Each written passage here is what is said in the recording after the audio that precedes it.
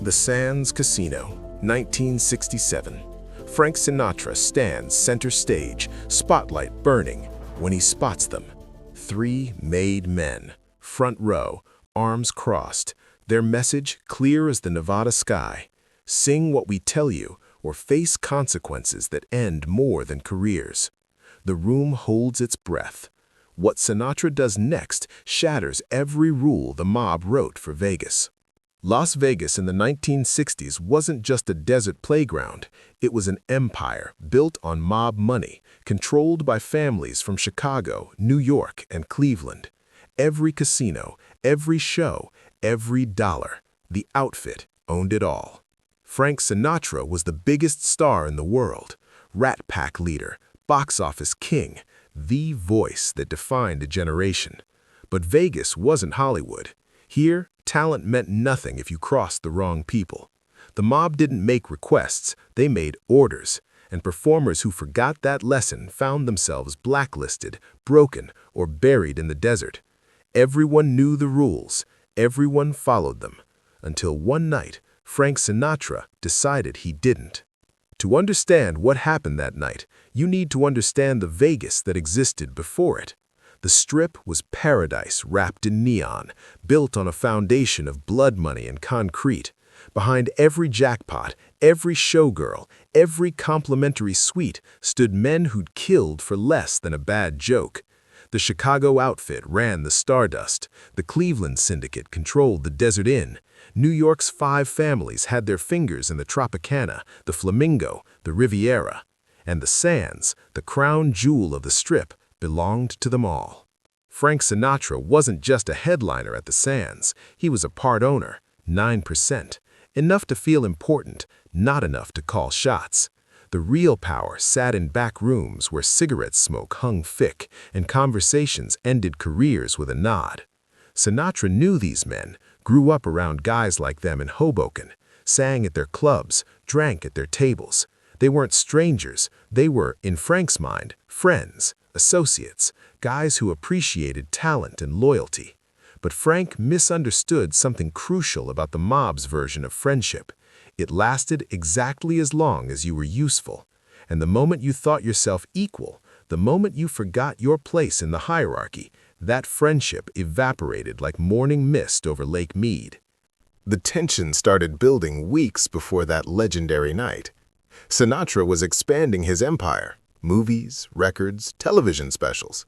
He was negotiating a deal with Warner Brothers that would make him millions. He was planning tours that would take him away from Vegas for months. He was, for the first time in his career, thinking beyond the Strip. The mob noticed. To them, Frank was an asset, a draw that packed the Sands every night he performed, bringing high rollers who dropped fortunes at the tables after his shows. His name on a marquee meant money, serious money, the kind that flowed through counting rooms and got skimmed before accountants ever saw ledgers.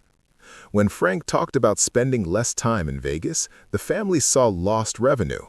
When he negotiated independent deals, they saw someone forgetting who built him.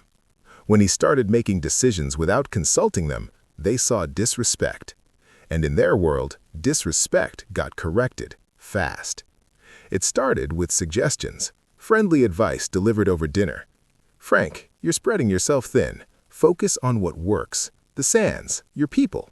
Stay loyal to the guys who made you. Sinatra nodded, smiled, agreed to their faces, then did exactly what he wanted anyway. The suggestions became warnings, less friendly, more direct. Messages delivered through intermediaries. Tell Frank the families aren't happy. Tell him he needs to remember where he came from. Tell him to be smart. Frank kept booking tours, kept making deals, kept acting like he answered to no one. That's when they decided to send a message he couldn't ignore. The night was December 9th, 1967, a Saturday. The Sands Copa Room was sold out, 420 seats packed with tourists, high rollers, celebrities, and 3 men who didn't care about the show. They sat front row center, impossible to miss. Their presence was the message. Paul Skinny D'Amato, the mob's man inside the Sands. Willie Potatoes Dodano, a Chicago enforcer known for handling problems permanently. And Anthony Tony Provenzano, a Teamsters power broker connected to every family that mattered. They didn't applaud during opening acts, didn't smile, didn't drink. They just sat, arms crossed, staring at the stage with expressions carved from granite. Everyone in the room felt it. Staff, musicians, other performers. An electricity, sharp and dangerous, that made every instinct scream something's wrong. Sinatra's manager, Hank Santacola, saw them when he checked the room before Frank's entrance. His stomach dropped. He knew what front-row mob presence meant. He'd seen it before, in different cities with different performers. It never ended well. He found Frank in the dressing room, adjusting his tuxedo, sipping Jack Daniels, loose and confident. "Frank, we got a problem." "What problem?" "You got company. Front row. They're not here for the music."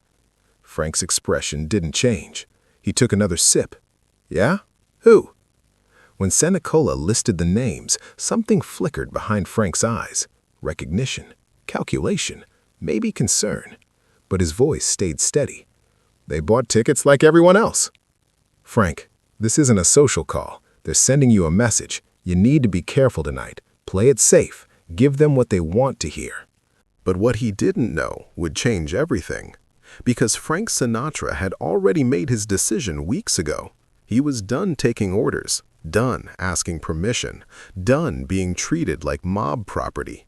He'd spent 2 decades building his legend, and he wasn't about to let anyone, not the studios, not the press, not even the men who controlled Vegas, tell him how to sing. When he walked onto that stage, he wasn't scared. He was angry. The band launched into "I've Got You Under My Skin." The crowd erupted.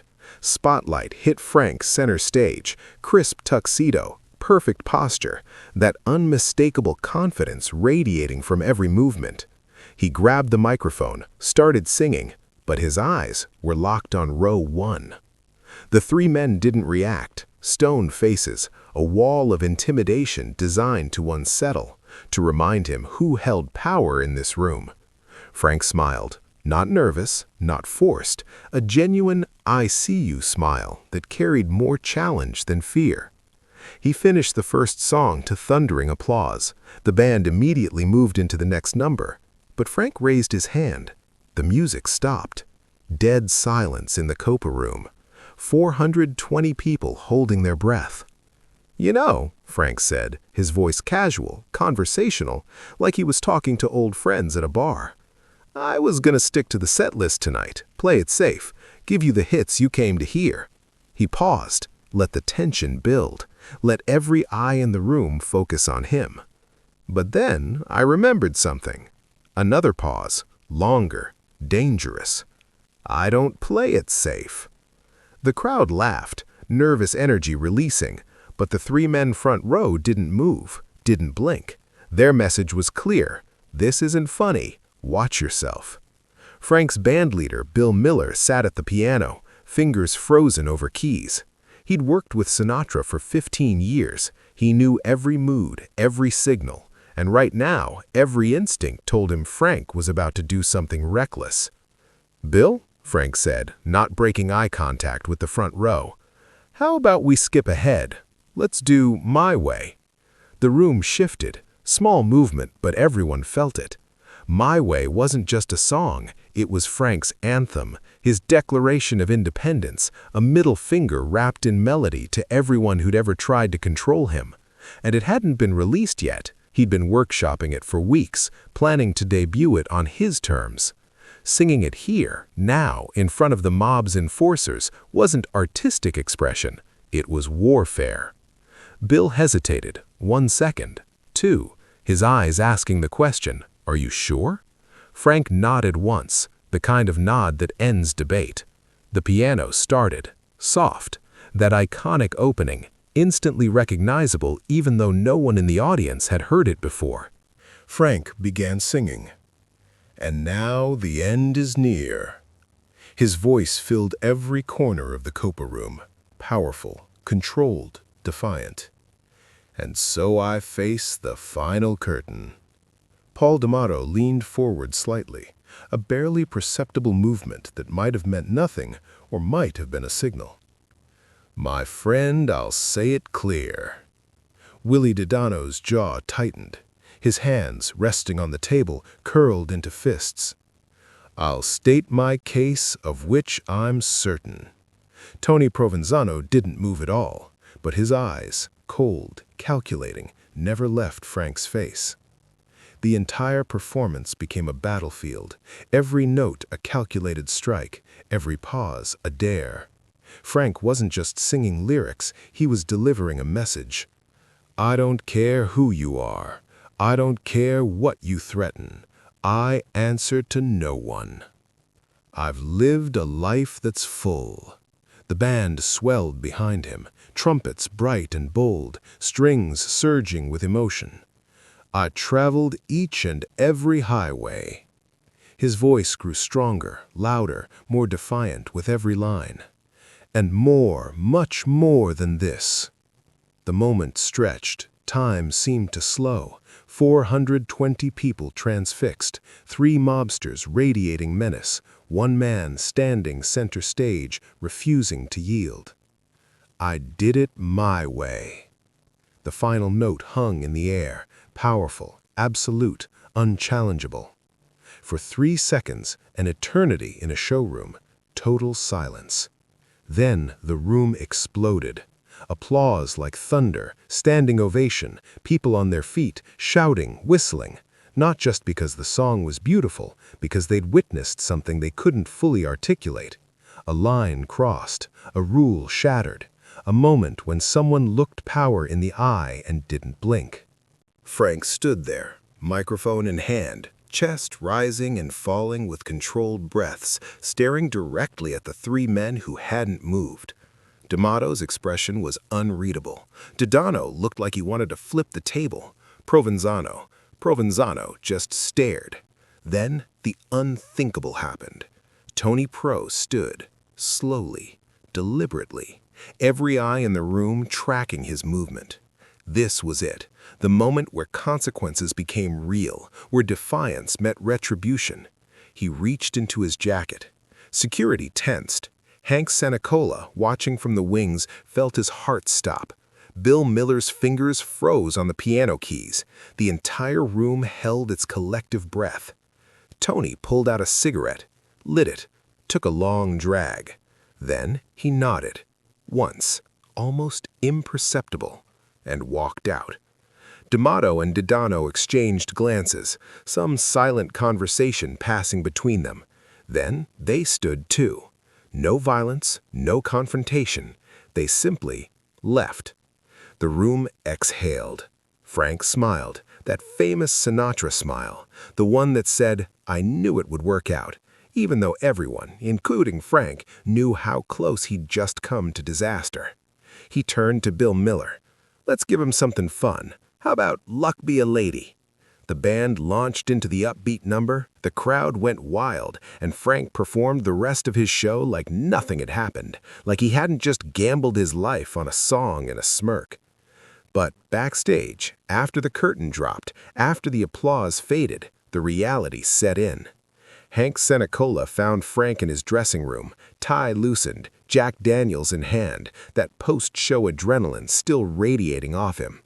Frank, what the hell was that? That was me singing. You know what I mean. You just told the mob to go to hell in front of 400 witnesses. Frank took a sip, long and slow. Yeah, I did. They could have, but they didn't. This time, Frank, you can't keep pushing them. Watch me. That conversation revealed the truth about what happened that night. It wasn't spontaneous bravery. It wasn't reckless impulse. Frank Sinatra had been planning this moment for months. He'd grown tired of being controlled, tired of asking permission to book shows, make records, live his life. He'd watched the mob destroy other performers who got too big, too independent. Sammy Davis Jr. beaten unconscious for dating a white actress. Joey Lewis nearly killed for switching clubs without approval. Countless others broken, blacklisted, or disappeared. decided that night in the Copa Room to draw a line, to risk everything on a single calculated gamble, that his value to Vegas, his power to draw crowds and generate millions, made him more useful alive and defiant than dead and martyred. He bet that the families, despite their rage at his disrespect, would recognize that killing or destroying Frank Sinatra would hurt their bottom line more than tolerating his independence. He was right. Barely. The story spread through Vegas like wildfire. By morning, every performer, dealer, and cocktail waitress knew what Sinatra had done. By that afternoon, it had reached Los Angeles, New York, Chicago. Within days, it became legend. But the immediate aftermath was tense, dangerous, unpredictable. The mob didn't publicly acknowledge the confrontation, no statements, no retaliation, but things changed at the Sands. Frank's ownership percentage was quietly bought out within 6 months, his contract renegotiated with terms that gave him freedom but distanced him from direct casino operations. The families made their position clear through actions rather than words. "You can be independent, Frank, but you can't be one of us." It was exactly what Frank wanted. Over the following years, Frank's career exploded beyond Vegas. He made films on his terms, recorded albums without approval, built business ventures that answered to no one. He became, in every sense, untouchable, not because the mob feared him, but because destroying him cost more than tolerating him. Other performers noticed. Dean Martin started pushing boundaries. Sammy Davis Jr. became more vocal about social issues. The entire Vegas entertainment ecosystem shifted subtly toward performer autonomy. The mob still controlled the casinos, the skim, the money flowing through counting rooms, but they'd lost their absolute grip on the talent. That night in the Copa Room cracked the foundation of their entertainment empire. Decades later, people who were there still remembered the moment, the silence, the tension, the three mobsters walking out without a word. Some claimed Tony Provenzano later admitted, off the record, that killing Sinatra would have been bad for business. Others said Willie Dodano wanted to make an example, but was overruled by cooler heads. The truth? Probably somewhere in between. What's certain is that Frank Sinatra walked into that showroom knowing he might not walk out. He sang My Way fully aware it might be the last song of his career or his life, and he did it anyway. Not because he was fearless. He was terrified, but he was more afraid of living the rest of his life under someone else's control than he was of dying free. That calculation, that gamble, that refusal to bow, that's what made him legendary.